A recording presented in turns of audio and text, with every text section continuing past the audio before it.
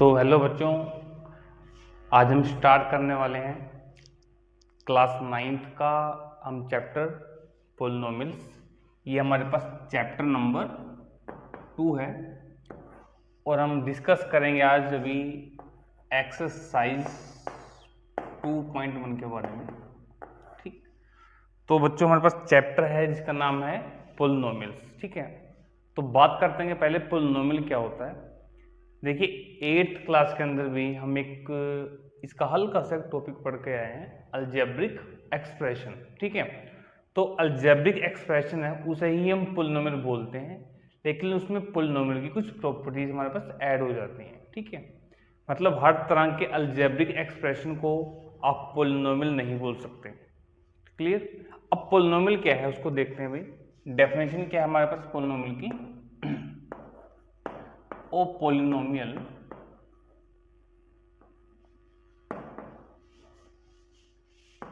is an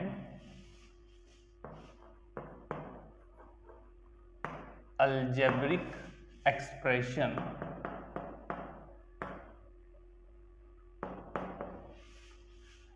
that can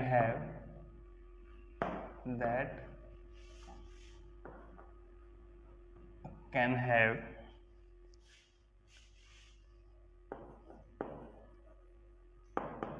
variables, constants and exponents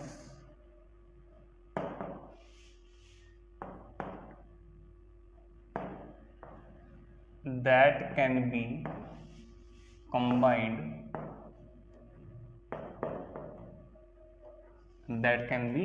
combined using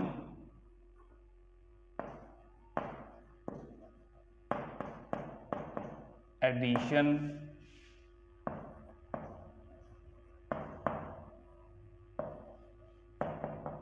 subtraction,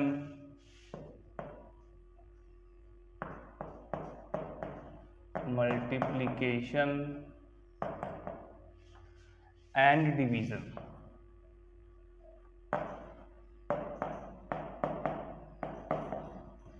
ठीक है भाई, तो पोलिनोमियल हमारे पास क्या है?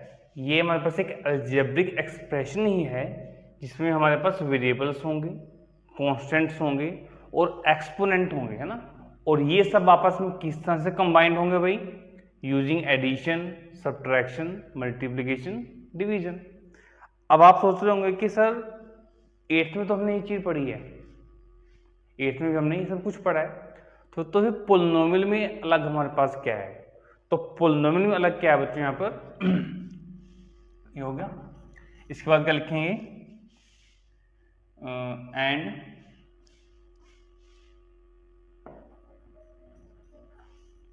इसमें जो मेन बात है क्या हमारे पास? एंड वेरिएबल्स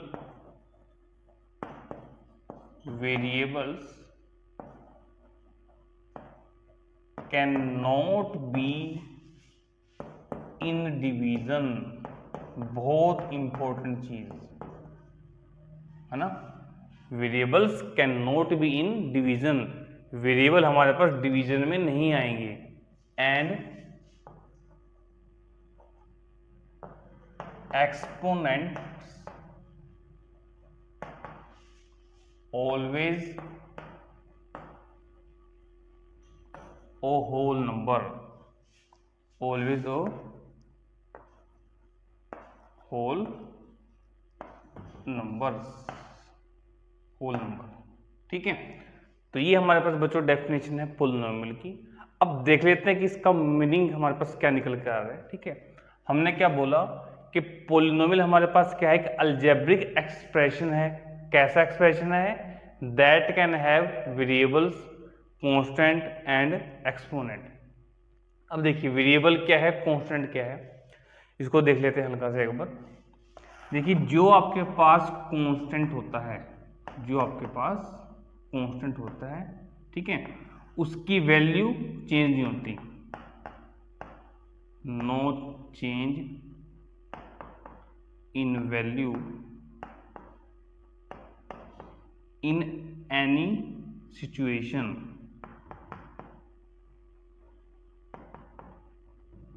कांस्टेंट क्या है? नो चेंज इन वैल्यू, उसकी वैल्यू पे चेंज नहीं होगा इन एनी सिचुएशन।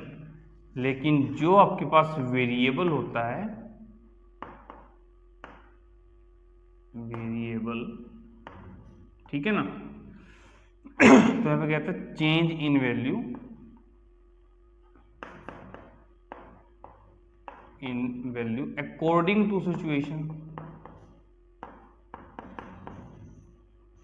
तो जो हमारे पास बच्चों वेरिएबल्स होता है उसकी वैल्यू चेंज होती रहती है अकॉर्डिंग टू सिचुएशन। अब जैसे मान लीजिए हमारे पास मई का महीना चल रहा है ना, मई का मंथ चल रहा है। अब मई के मंथ में हमारे पास की डेट की बात करते हैं कि मान लीजिए जैसे हमने लिखी 01/05/2021, ठीक। मई का महीना है तो 5th मंथ होगा ही, हमें पता है, और 2021 हमारा ईयर चल रहा है और डेट आज क्या है 1। अब मानते अगर 2 डेट है आज, तो हम इसमें क्या करेंगे, देखो चेंज इस तरह से लिख देंगे इसको, ठीक है। अगर डेट हमारे पास 3 होगी इस तरह से लिख देंगे हम, ठीक।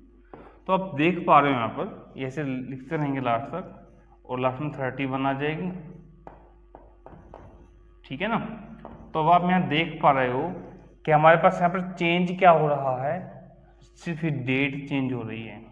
क्या हो रही है? डेट चेंज हो रही है। तो डेट हमारे पास क्या हो गई यहाँ पर? कांस्टेंट हो गई, ठीक है। और मंथ और ईयर हमारे पास क्या है? सेम। सॉरी मैंने गलत बोल दिया, हमारे पास चेंज क्या हो रहा है? डेट चेंज हो रही है। तो डेट हमारे पास यहाँ पर क्या हो गई है?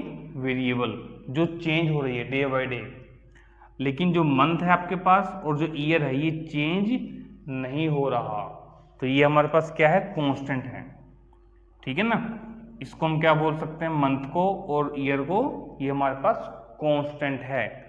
लेकिन डेट हमारे पास चेंज हो रही है, वेरी कर रही है, तो उसे हम क्या बोल देते हैं? वेरिएबल, ठीक। अब हमें पता है कि जून जुलाई के महीने में गर्मी पड़ती है, गर्मी का मौसम होता है, ठीक है। और अगर बारिश आ जाए, है ना, आंधी तूफान चल जाए, बारिश आ जाए, तो मौसम कैसा हो जाता है? ठंडा हो जाता है। तो हम ये देखते हैं कि मान लीजिए कि 20 जून को बहुत गर्मी पड़ रही है सुबह, है ना, सुबह बहुत गर्मी है 10-11 बजे तक, और अचानक से दोपहर को मौसम खराब हो जाता है और बारिश आ जाती है। तो बारिश आने के बाद अब इसको मान लो दिन में मानते हैं टेम्परेचर उसका 34 डिग्री है, और बारिश आने के बाद क्या होता है? टेम्परेचर डाउन हो जाएगा। तो मान लीजिए टेम्परेचर आपके पास कुछ 18 डिग्री हो गया, है ना।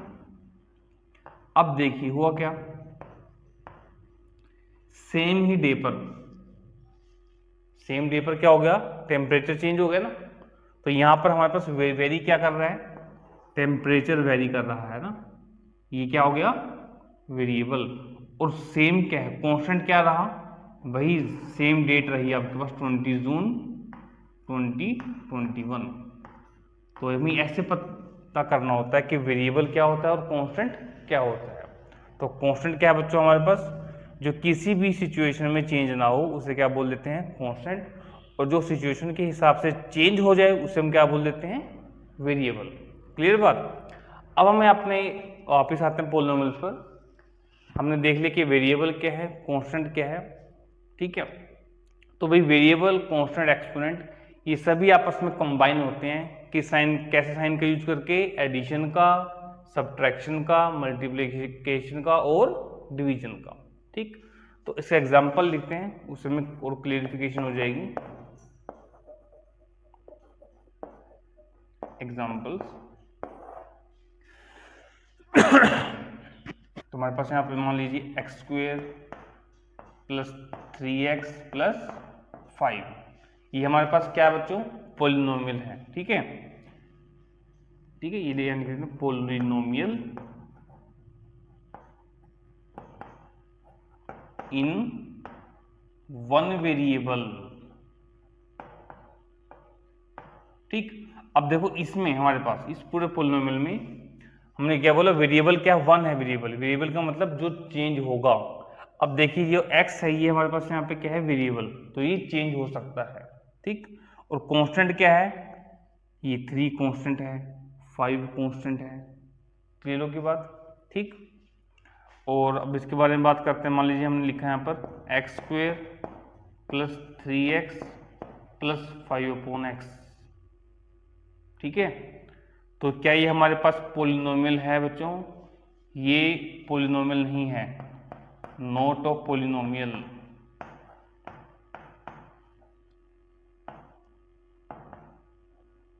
पोलिनोमियल क्यों नहीं है? क्योंकि हमने यहाँ पर क्या लिखा अभी, variables can not be in division. तो वेरिएबल इस तरह से डिवीजन में, देखो x डिवीजन के अंदर आ गया आपके पास यहाँ पर, तो ये हमारे पास पोलिनोमियल नहीं होगा, क्लियर बात। अब एक एग्जांपल और लेते हैं हम। मान लो मैंने एग्जांपल ले लिया यहाँ पर x square plus 5x plus √2, तो ये हमारे पास क्या होगा, ये पोलिनोमियल होगा, बिल्कुल सही, ठीक है। एक एग्जांपल लेते हैं हम, x square plus 6√x plus 7। अब ये पोलिनोमियल नहीं होगा, क्यों नहीं होगा?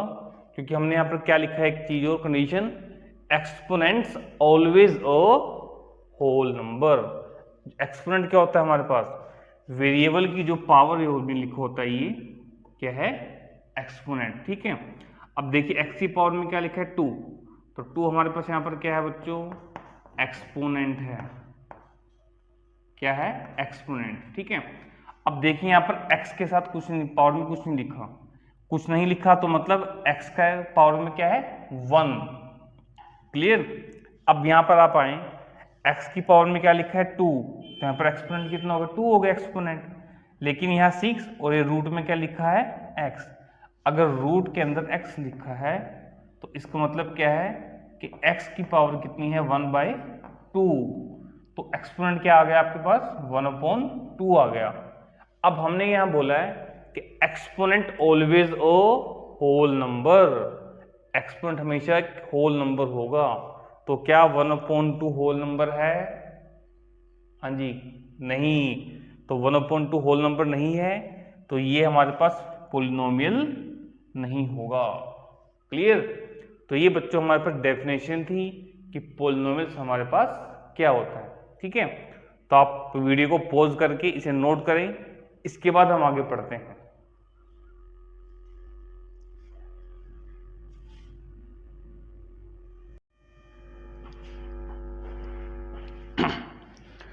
तो अब हम बात करते हैं terms and coefficient of polynomials, ठीक है।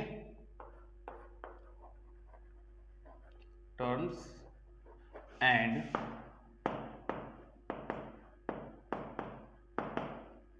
Coefficient of polynomial. ये देखिए हमारे पास क्या होते हैं।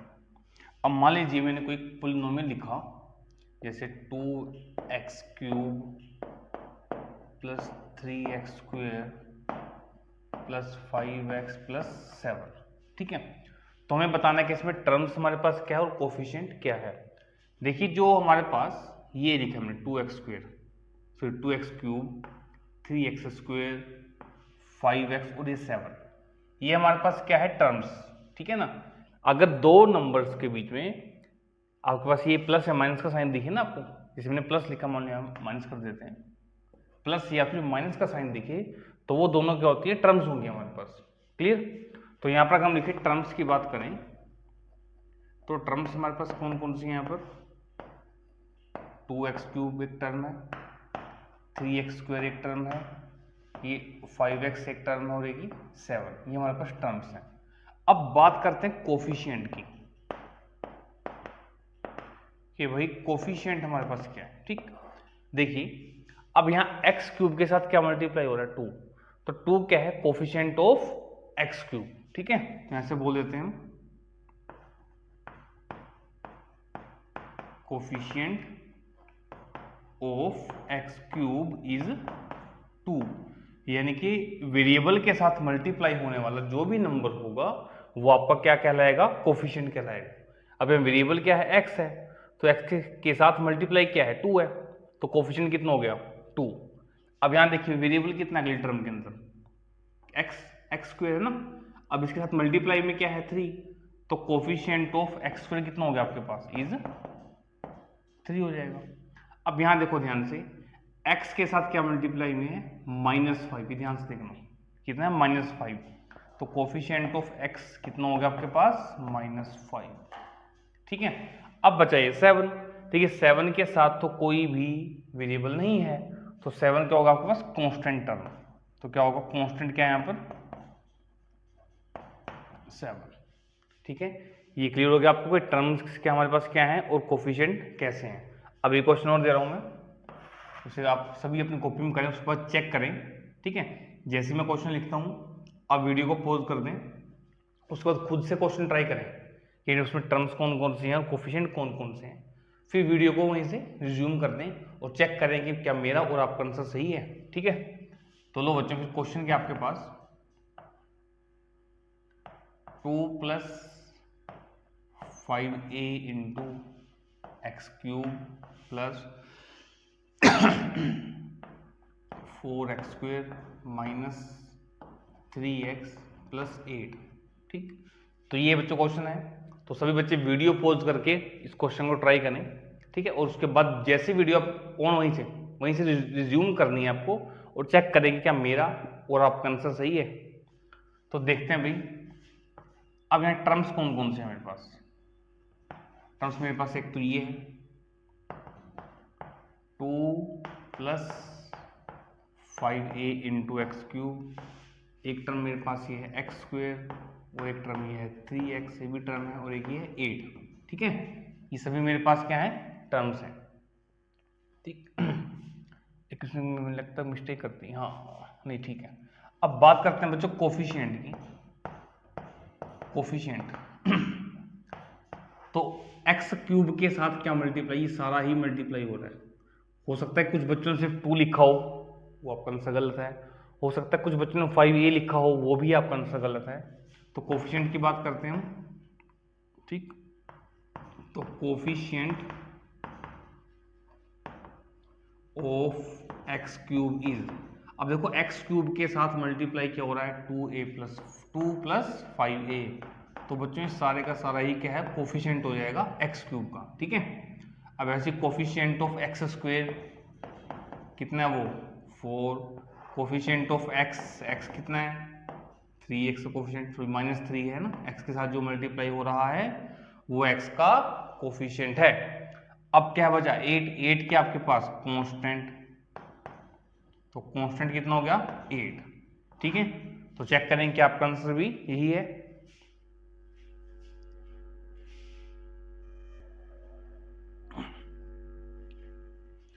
सॉरी बच्चों, इसमें एक हल्की सी मिस्टेक होगी मेरे से। देखिए जब हम टर्म्स बताएंगे ना, तो बच्चों टर्म के साथ जो साइन लगा वो साइन भी आपने लेना है, ये मेरे से मिस हो गया था। तो टर्म्स में -5x आएगा। ठीक, ऐसे अब यहाँ पर क्या आएगा टर्म में -3x। ठीक है, मैं रिपीट कर रहा हूँ बच्चों, जो भी साइन आपके पास यहाँ लगा होगा वो साइन भी आपने टर्म्स में इंक्लूड करना है। ठीक, बाकी सब ओके है। ठीक, अब हम करते हैं आगे। तो अब बच्चों हम बात करते हैं डिग्री ऑफ पॉलिनोमियल। ये हमारे पास क्या होता है, तो हमारे पास क्या भी highest value of exponent of variable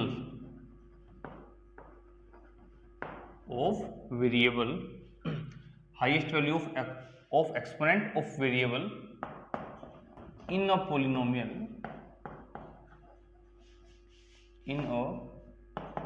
polynomial is degree of polynomial. ठीक है भाई, अब देखिए हमारे पास कुछ पॉलिनोमियल दिया जाएगा, हमें ये देखना है कि वेरिएबल की जो हाईएस्ट वैल्यू है, ठीक है, वेरिएबल की मतलब वेरिएबल के एक्सपोनेंट की, ठीक है ना, वो हमारे पास क्या होगा डिग्री ऑफ पॉलिनोमियल होगा। मान लीजिए अब मैंने यहाँ पे एक एग्जाम्पल लिखा, एग्जाम्पल ले लेते हैं बच्चों। अब एक पॉलिनोमियल लिखा मैंने यहाँ पर 2x³ + 4x² + 5x + 6। ठीक, अब आपको ये बताना है कि इसकी डिग्री कितनी है, तो आप ये देखेंगे कि इसमें जो वेरिएबल है, अब वेरिएबल यहाँ पर क्या दिख रहा है आपको, x दिख रहा है, ठीक है ना। जो आपको वेरिएबल दिख रहा है उसकी हाईएस्ट पावर कितनी है। अब देखिए यहाँ वेरिएबल x है, इसकी पावर कितनी है यहाँ पर 3, यहाँ कितनी पावर इसकी 2, यहाँ कितनी पावर इसकी 1, यहाँ पर तो है ही नहीं इसका वेरिएबल, ठीक। तो बच्चों जो वेरिएबल की हाईएस्ट पावर वैल्यू होगी, क्या इसमें कितनी है 3, तो उसकी डिग्री कितनी हो जाएगी इसकी भाई 3 हो जाएगी। बस ये देख के बताना आपको, ठीक है ना। जो पोलिनोमियल आपको दिया जाएगा उसमें वेरिएबल की जो मैक्सिमम वैल्यू होगी वही आपके पास डिग्री ऑफ अ पोलिनोमियल होगी, ठीक। अब मैं कुछ एग्जांपल लिख रहा हूं, इसे आप लोग चेक करके बताना जरा। ये पोलिनोमियल लिख दिया मैंने यहाँ पर, ठीक, और यहाँ बताना आपको डिग्री कितनी है उसकी, ठीक है। और यहाँ मैं साथ साथ नेमिंग भी कर रहा हूँ बच्चों, ठीक है, क्योंकि हम पोलिनोमियल्स को नेम के बेस पर उनको अलग अलग नाम दे देते हैं ना, तो डिग्री के बेस पर अलग अलग नाम देते हैं। क्योंकि किसी की डिग्री 1 है तो उसको नाम क्या देंगे, डिग्री 2 है तो नाम क्या देंगे, डिग्री 3 है तो नाम क्या देंगे, ठीक। अब देखिए ध्यान से भाई, अब यहाँ पूरा करेंगे इसको हम, मैं रफली बता रहा हूँ अभी। अब देखिए पोलिनोमियल आपको दिया गया है यहाँ पर 2x + 3। अब आप बताएं इसकी डिग्री कितनी है भाई, डिग्री कितनी है इसकी यहाँ पर 1, क्योंकि x की पावर तो 1 है। अब जिस पोलिनोमियल की डिग्री 1 होती है, ठीक है, उसे हम क्या बोलते हैं, लीनियर पोलिनोमियल। क्या बोलते हैं उसको, लीनियर पोलिनोमियल, ये L है। अब बात करते हैं कि जैसे x² + 4x + 5, ठीक है। अब ये भी पोलिनोमियल है हमारे पास, इसमें डिग्री बताओ कितनी है भाई, जो वेरिएबल है x उसकी मैक्सिमम पावर चेक करो, पूरे में कितनी है 2, तो उसकी डिग्री कितनी आपके पास आ गई 2। तो जिस पोलिनोमियल की डिग्री 2 होती है उसे हम क्या बोल देते हैं, क्वाड्रेटिक पोलिनोमियल। क्या बोलते हैं, क्वाड्रेटिक पोलिनोमियल। अब बात करते हैं थर्ड, अगर आपके पास डिग्री 3 हो जाए,